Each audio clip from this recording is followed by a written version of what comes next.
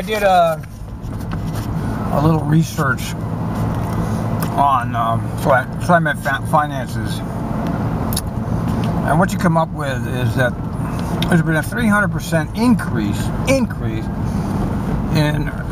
in employment taxes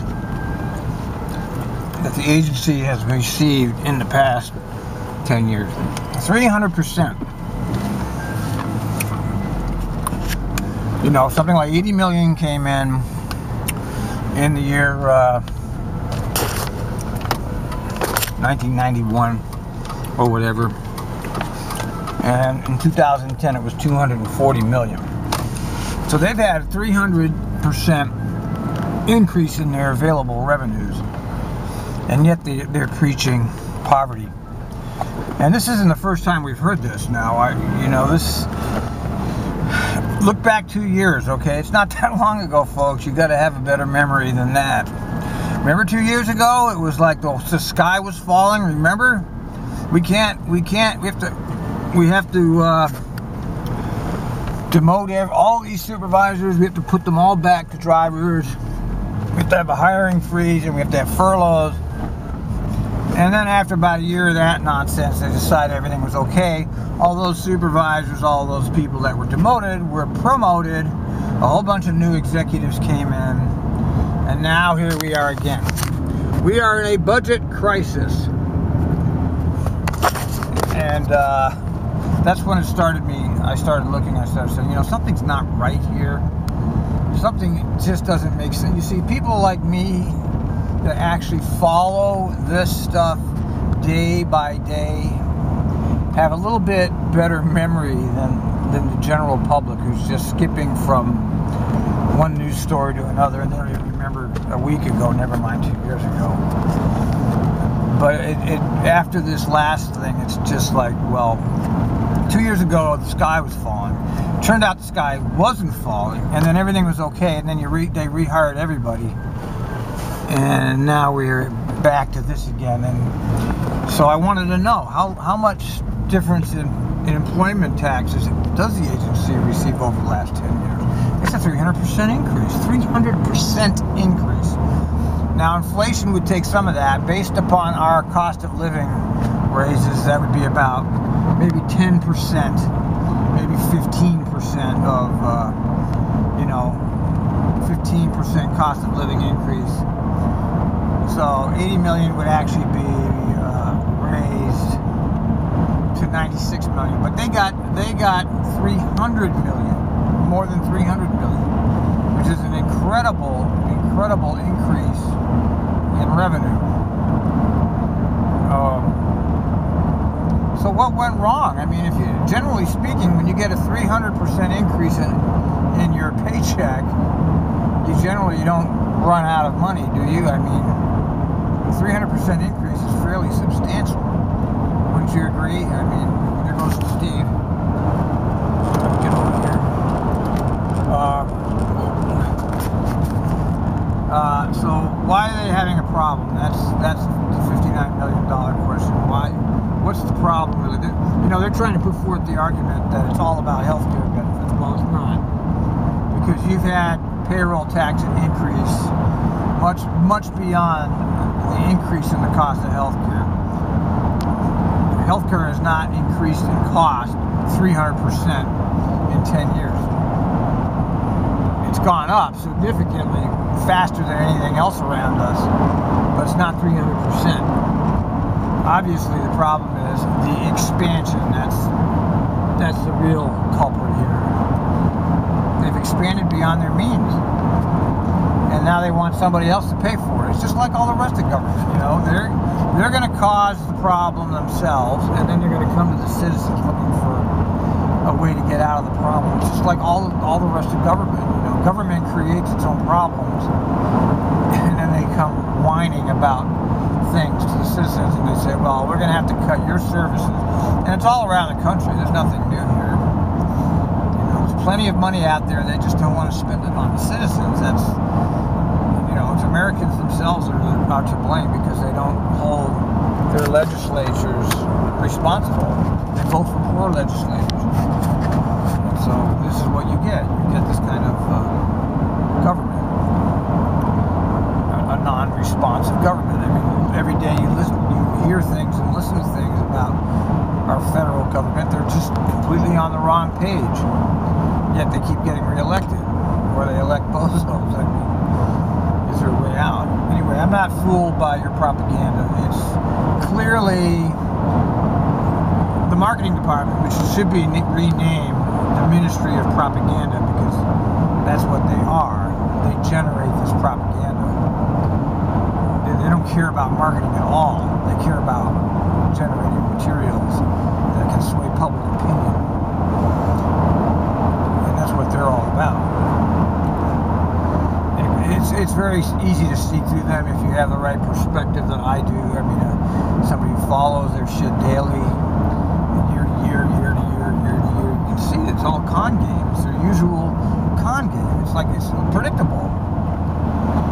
You know, they want to manipulate public opinion somehow, so they come up with these proclamations. Oh, here we need to do this, we need to do that. Whether it's true or not, we don't know. Well, we know it's not true. We know they're manipulating facts and figures. They're not being honest about anything they're telling us. It's all a bunch of nonsense. It's all what they put out. I mean, whatever the TriMet propaganda department puts out, the press will republish. They use their giant factory over there. They have this giant billion-dollar factory that pump out propaganda, news releases, and all that. And the news media, of course, the corporate news media just follows whatever they put out, because the corporations, the government, they're married together. All that, where do you think all that billion-dollar max money's going? To the corporations? Silly. What do you think they're so obsessed with the max for? Because it's big-ass money coming in here. It's so much money they don't even know what to do with it. Watch a board meeting. We asked the board to give us authority to give $500,000 contracts without any explanation given to the board of directors, and they say yes, they actually approve it. So now we don't get to see any of the contracts that are being handed out to all these subcontractors and millions and millions, and believe me, it's a bonanza for these people. These people are so fat and happy. They're talking one recession on one hand, and then on the other hand, there's this bonanza going on. I mean, it's just like party time that never ends if you're related to TriMet and these capital projects. It's a never-ending bonanza. It's going to go on forever, apparently, because they just have money rolling in like it just never stops rolling in here. It just keeps coming. It's like more money, more money, more money. It just keeps rolling in, rolling in, rolling in. They dole it out to whoever they feel like, pretending, of course, that they're these are the most qualified people. And these people, we're hiring them for $1 million so they can manage the max projects, because we don't have any expertise. All we have expertise in as TriMet management is getting money and handing it away. We don't actually have any expertise in actually running anything here. We can't run anything. We don't know how to run anything, because all we do is get money and give it away. So we have to hire out our management, we have to hire out our secret writers, we have to hire out everything, because we don't have any competent people actually employed here other than bus drivers. You know, we're on the low end. And their war against us is so pronounced. I mean, they're just carrying on this war that just goes on and on and on and on. And the only pushback they get, well, the union finally came up with something. They did a press release finally. But will it actually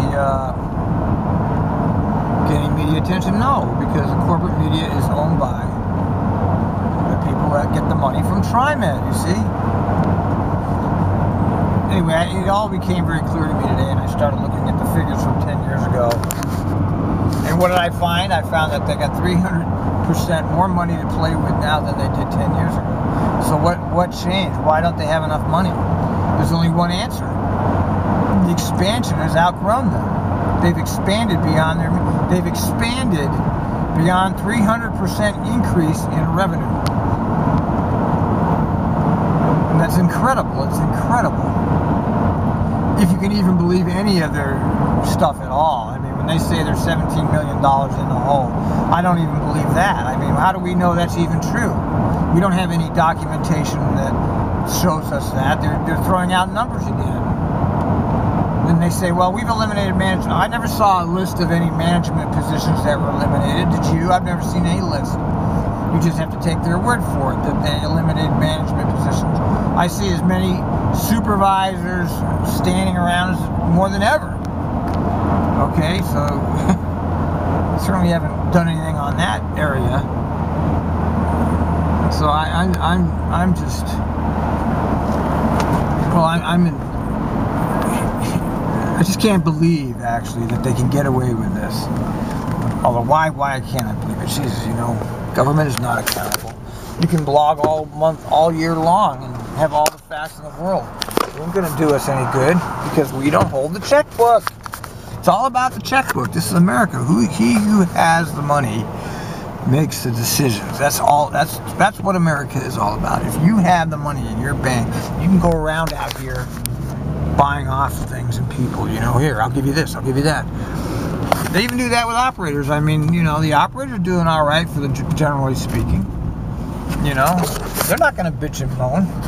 McFarland's well aware of that. They know that these operators are never going to have a cohesive unit to buck anything that he wants to do. And I'm sure they're very aware that they don't have, that they've got these operators around there. The operators are so stupid they don't even know what's happening to them. They don't even realize that they're being taken for a fool. And 5 years down the road, it's going to be too late.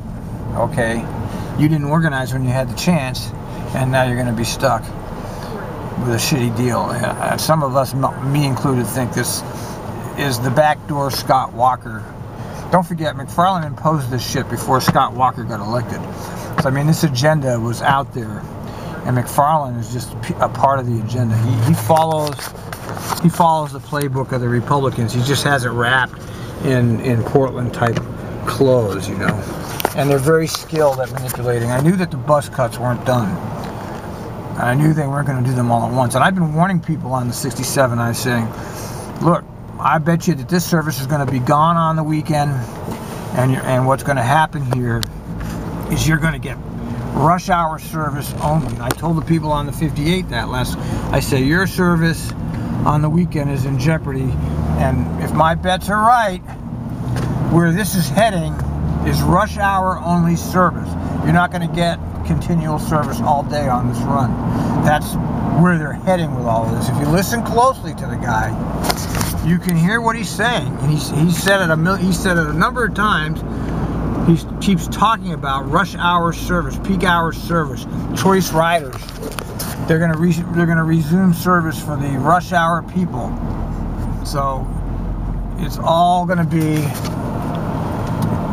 rush hour based out here. I'm almost 1,000% sure that's where this is going to end up. All the smaller runs are going to end up being gone for weekday regular service, or maybe they'll keep it, but it'll be cut back and it will be ending really early, like 8 o'clock will be the last run or something. I know there's going to be more changes here than people are thinking they're going to be. And then basically the cuts are going to be right out here on the west side.